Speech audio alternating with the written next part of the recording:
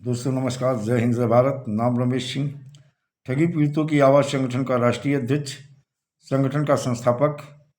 आज फिर आप लोगों के बीच में उपस्थित हुआ हूँ। उपस्थित होने के साथ साथ देखा जाए आज जो पीड़ा दर्द निवेशकों को और निवेशकों के साथ जो सबसे अधिक पीड़ा में इस समय है, दर्द में है, वो एजेंट हैं, चाहे किसी कंपनी के हों या क्रेडिट कोऑपरेटिव सोसाइटी के हों। जब अभी जानकारी मिल रही है कि जो यल यूसीसी है या यल जेसीसी है या हुमन्स है और या एसएस है या जो अन्य भी इनकी क्रेडिट कोऑपरेटिव सोसाइटी रही, यल जेसीसी वगैरह, इनके बहुत अभिकर्ता साथी आखिर पलायन भी कर रहे हैं घर बार छोड़ करके।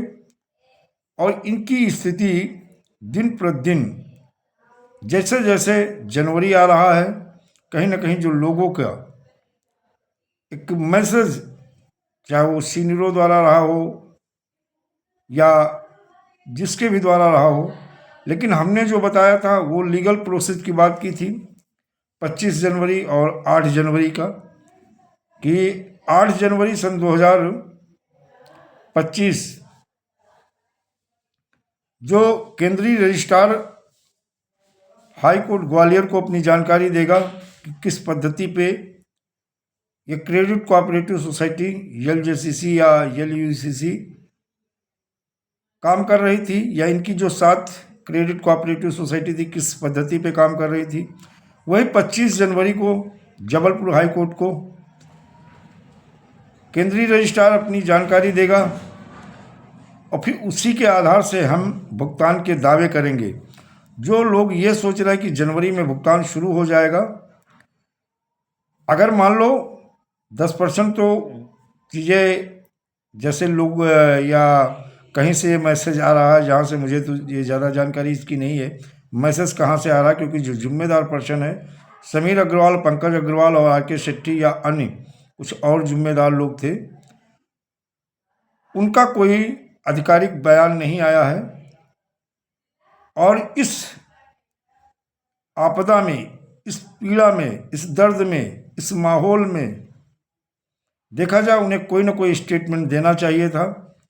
जो उनके भरोसे पे कार्यकर्ता काम कर रहे थे, जो उनके भरोसे पे कहीं ना कहीं निवेशकों ने निवेश किया था और कृषि मंत्रालय भारत सरकार की वो रजिस्टर्ड थी, इन सारी चीज़ों के बाद में जो जिम्मेदार पर्सन, चाहे वो कंपनी के मैनेजमेंट के लोग रहे हों, और बहुत जगह से ये भी सूचना आ रही, बहुत सारे ऐसे सीनियर हैं जिनका मोबाइल नंबर बंद जा रहा, इससे नीचे का कार्यकर्ता और ज़्यादा परेशान है। और मुझे लगता है कि नीचे के कार्यकर्ताओं से संपर्क सीनियरों को बना के रखना चाहिए था, और रखना चाहिए इसलिए कि उन्हें जिस तरह से आप एक टीम के माध्यम से काम किए थे और आज आप सबकी ज़रूरत थी और आप लोगों ने नज़रअंदाज किया, शायद ये अच्छा नहीं है। और वहीं कोई मैनेजमेंट की तरफ से या जिम्मेदार पर्सन की तरफ से कोई ऐसा स्टेटमेंट या बयान अभी तक शायद नहीं आया है। जो भी आ रहे हैं, हो सकता कुछ लीडर जो सक्रिय हैं या मान लो जो थोड़ा मानवता और इंसानियत उनमें बची हुई है, उसके माध्यम से वो कहीं ना कहीं सांत्वना दे रहे हैं या उन्हें कहीं से जानकारी मिली। ये तो जनवरी में 25 जनवरी के बाद पता चलेगा, लेकिन हम जो भी आपको जानकारी देते हैं वो लीगल प्रोसेस में ही देते हैं। जैसे रजिस्ट्रार अपनी जानकारी हाई कोर्ट को देगा, उच्च न्यायालय को देगा, फिर भुगतान का दावा कैसे किया जाएगा। अगर रेगुलेटेड है तो हम पोर्टल के माध्यम से, अगर अनरेगुलेटेड है तो केंद्रीय कानून वर्ष 2019 के तहत जो केंद्रीय कानून है, हम विधि सम्मत तरीके से भुगतान के लिए आपके भुगतान के दावे भी करवाएंगे। और उम्मीद है कि जनवरी में हम दिल्ली जाएंगे, फार्म 6 का भी इस्तेमाल करेंगे। एक रिजर्व फंड होता है सीआरसी के पास, और 24 में जो लोकपाल का गठन हुआ है, हम वहाँ आपके भुगतान के दावे कराएंगे। लेकिन अब लीगल तरीके से हम सारी जो बात करेंगे वो लीगल तरीके से करेंगे।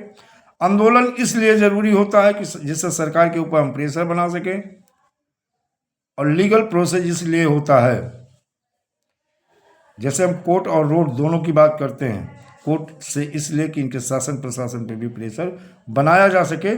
जो भुगतान गारंटी कानून है या अन्य भुगतान के लिए बहुत सारे कानून हैं जिनके माध्यम से इनके सक्षम अधिकारी, जिम्मेदार लोग जो अपनी जिम्मेदारी को नहीं निभा रहे हैं, निवेशक दर दर भटक रहा है, परेशान है, पैनिक हो रहा है, वहीं कार्यकर्ता अपने घर से पलायन कर रहा है। कई ऐसे जनपद हैं जहां से खबर आई कि अभी तक सैकड़ों लोग अपने ज़िले से पलायन कर चुके हैं, घर बार छोड़ चुके हैं। न तो उनकी कोई खबर जिम्मेदार पर्सन ले रहे हैं, न शासन प्रशासन ले रहा है और न ही सरकार। तो इसे रोकना भी है, बहुत ज़रूरी है। और साथ में निवेशकों का भुगतान सुनिश्चित कराना है, वो लीगल तरीके से हम आपको भुगतान कराएंगे। इसी को लेकर के हमारे संगठन ने एक चौपाल लगाना शुरू कर दिया है, जागरूक करना शुरू कर दिया है। और इसी कड़ी में प्रयागराज में भी हमारे संगठन ने चौपाल लगाई है, जो आप आगे वीडियो के माध्यम से देखेंगे। जय हिंद, जय भारत, वंदे मातरम।